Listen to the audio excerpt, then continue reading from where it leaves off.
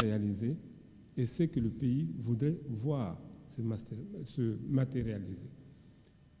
Moi, je me rappelle, quand nous avons pris la décision de venir à Kinshasa, parce que Kinshasa venait de tomber, une qualité de musée que j'ai beaucoup admirée, c'est la constance dans l'affection. Surtout les personnes qu'il considérait comme susceptibles de l'aider pour finaliser son plan dans son projet de société. Et nous étions 20 seulement à le précéder ici. C'était un certain 18 mai 1997.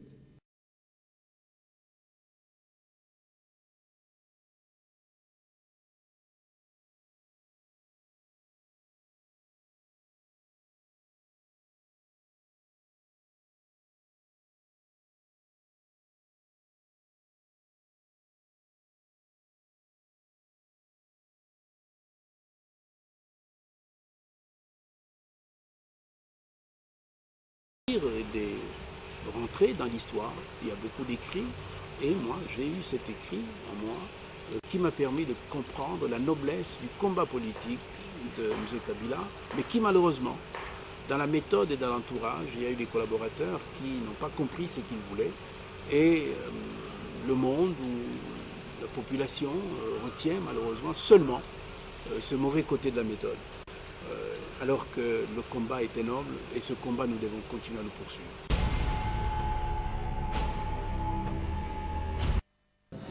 Voilà, Opération Filémon, vous avez suivi M. Marco Bangouli, qui a connu Musée Laurent Désiré Kabila qu'à travers les écrits, qu'à travers le pensée, à travers les actions. Et la tête, vous avez certainement à réagir par rapport à ces propos. Oui, parce que j'ai beaucoup apprécié ce que dit Marco Bangouli. Je l'appelle Marco, je le salue en passant. J'espère qu'il nous suit. Ce qu'il dit est juste, mais je voulais juste dire une chose. C'est que je ne crois pas que ce qui a suscité l'hostilité, c'était la méthode. Non. Marco est d'accord sur la méthode. Mzee était un pédagogue, je l'ai dit tout à l'heure. Mais ce qui a suscité l'hostilité, c'est autre chose. Quel était le combat de Mzee? Il a parlé de son combat politique. Le combat de Mzee, c'était le bien-être du peuple congolais, la dignité du Congolais, la liberté du Congolais. Mais le monde ne veut pas de cela. Il faut remonter à l'esclavage, remonter à la colonisation pour comprendre que le monde d'aujourd'hui est divisé en deux.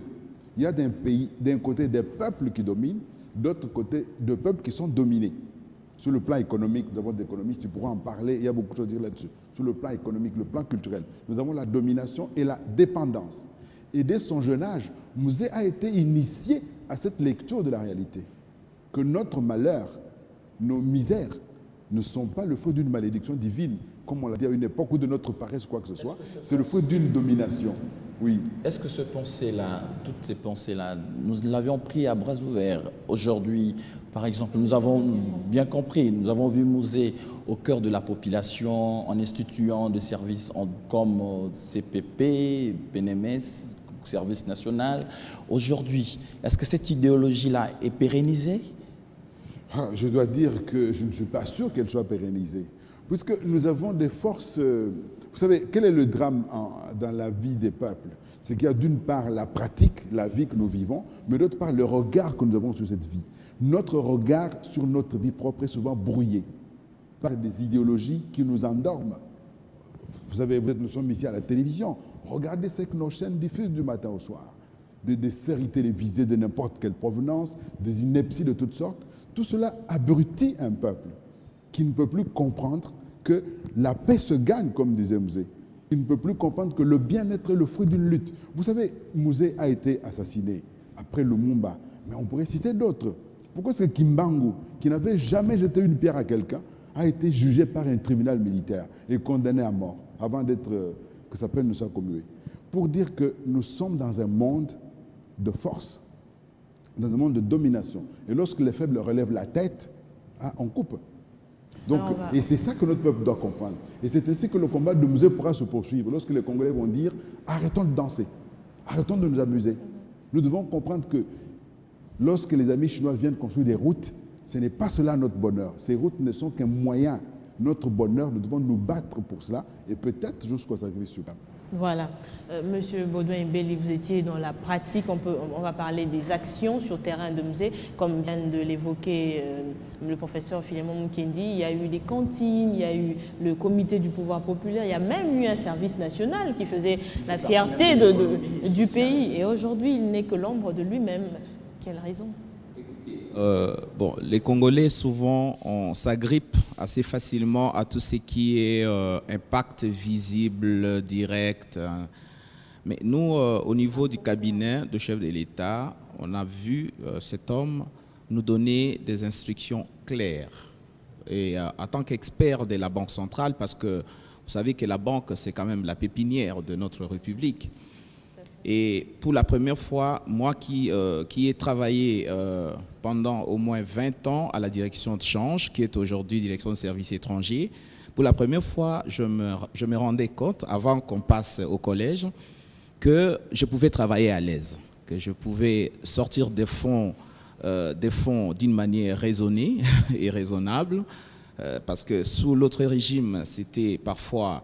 On nous demandait, on nous disait, bon écoutez, on a besoin de 10 millions de dollars, il nous faut de l'argent tout de suite. La banque, dans sa disponibilité, M. Diambouane fut gouverneur, vice-gouverneur de la Banque centrale, il sait de quoi je parle. La banque n'a pas de fonds, n'a pas d'argent, mais on était obligé d'aller auprès des opérateurs privés à la cité pour chercher les 10 millions. Et les 10 millions, vous avez les 10 millions contre des taux excessifs par rapport au taux officiel à l'époque. Et ce qui fait qu'aujourd'hui, la République doit à certains... Mais sous Mouzé, d'un coup, cette histoire, on a vu que la trésorerie de la banque commençait à monter. Donc, sur le plan pratique, cet homme, il suffisait d'un petit regard, il suffisait d'un petit regard par rapport à son collaborateur et les choses pouvaient aller très vite. Nous avons vu au niveau de la banque, pour la première fois, à l'époque, j'avais 17 ans, de la Banque centrale, les gens venaient payer les loyers des maisons, du portefeuille, de l'urbanisme à la Banque centrale, dans un compte RME, résident en monnaies étrangères, pour la première fois après 17 ans. Donc, Mouzé avait donné un mot d'ordre et les gens, tout le monde qui était locataire dans les maisons de l'État, venait verser de l'argent en dollars dans les monnaies étrangères à la Banque centrale. Qu'est-ce que fait que cette dynamique-là ne pas rester en chaude? Ambroise, c'est un problème de suivi. Tout simplement. Je ne fais pas de commentaires, je ne suis pas politicien, mais je crois que c'est un problème de suivi. Alors, l'esprit révolutionnaire que Mouzé nous a légué, qu'est-ce que nous en avons fait? Aujourd'hui, on parle plus des musées de façon assez intellectuelle, oui, mais dans la pratique, vous, en tant que jeune, il incarne, n'est-ce pas, en vous, un leader qui pouvait frayer un chemin aussi pour la jeunesse. Mais qu'est-ce que vous avez fait justement de tout cet héritage que Mouzé vous a légué? Il n'incarne pas seulement un leader, mais à notre niveau, mais au niveau panafricain, il incarne un messie de la race noire, comme Kimbangu, comme Malcolm X, comme tous ceux qui sont passés, qui se sont battus et ont lutté contre l'impérialisme. Vous voyez, c'est d'abord ce que Mzee Kabila incarne pour nous. Et pour nous, les jeunes du front, c'est par rapport, comme l'aîné vient de le dire, le suivi. J'ai 28 ans aujourd'hui. Il y a des aînés qui sont passés avant moi. Ce que je fais dépend de l'héritage, de ce que je reçois de mes aînés. Si mes aînés n'ont rien fait, si mes aînés n'ont rien à me léguer, je vais tout commencer à zéro. Et c'est très difficile. Vous n'avez pas de repère, c'est ce que vous voulez dire? Nous n'avions pas de repère, mais maintenant nous essayons de voir, ou nous essayons d'approcher le pouvoir en place et voir si nous pouvons avoir un repère à partir du président actuel qui a accédé au pouvoir à un très jeune âge. Vous voyez, nous avons cet espoir qu'il puisse être cette personne qui peut lancer la révolution africaine. Et vous ne pensez pas que c'est déjà lancé, c'est en chemin? Peut-être, mais nous devons en avoir la certitude d'une façon précise et d'une façon exacte, par des faits. Vous voyez, des faits qui peuvent se répertorier dans la vie des gens, dans l'attitude Lorsque gouvernementale. les 5 chantiers se font, on construit des hôpitaux, des écoles, des infrastructures. Je crois qu'on parle d'une révolution d'abord être au niveau mental. Vous voyez, le mental fait tout ce qu'on reste. Et les 5 chantiers uniquement tout ne va pas juste non. C'est un travail collectif. C'est une mathématique pauvre de chercher à résoudre un problème collectif par des solutions individuelles. Ou par exemple, un individu va résoudre des problèmes pour tout le monde. Non, il faut une solution collective. Donc